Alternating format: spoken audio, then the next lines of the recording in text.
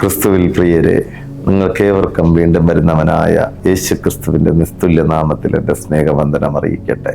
25/10/2025 reverend Godwin അച്ഛനെ മധ്യപ്രദേശിലെ ജാബോയിൽ വെച്ച് മതപരിവർത്തനത്തിന്റെ പേരിൽ അറസ്റ്റ് ചെയ്ത വിവരം ഞാൻ നിങ്ങളോട് പറഞ്ഞിരുന്നുവല്ലോ. നമുക്കേവർക്കും അറിവുള്ളതുമാണല്ലോ. 8 ദിവസം പിന്നിടുമ്പോൾ രാഷ്ട്രീയ നിയമപരമായിട്ടുള്ള പ്രവർത്തനങ്ങളെല്ലാം മഹായിടവക സഭാ നേതൃത്വം നാളുകളിൽ ചെയ്തു വരികയാണ്.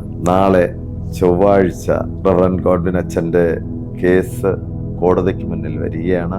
നമ്മളാൽ കഴിയുന്ന രീതിയിലുള്ള രാഷ്ട്രീയ സ്വാധീനവും നിയമപരമായി ഏറ്റവും നല്ല ഹൈക്കോടതി അഡ്വക്കേറ്റിനെ തന്നെ, ആ ബെഞ്ചിന് സ്യൂട്ടായിട്ടുള്ള അഡ്വക്കേറ്റിനെ തന്നെ നമ്മൾ വച്ചിട്ടുണ്ട്. സഭാ നേതൃത്വം ഏതൊക്കെ തരത്തിൽ ഇടപെടണമോ ആ തരത്തിലൊക്കെ ഗോഡ്വിൻ അച്ഛന്റെ മോചനത്തിന് വേണ്ടി പ്രവർത്തിക്കുന്നുണ്ട്.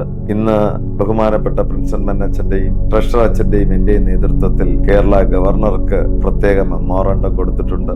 സഭയ്ക്കാകുന്നതെല്ലാം ആ എളിയ ദൈവദാസന് വേണ്ടി പ്രവർത്തിക്കുന്നുണ്ട്. ഇനി പ്രവർത്തിക്കേണ്ടത് നാം ഓരോരുത്തരുമാണ്.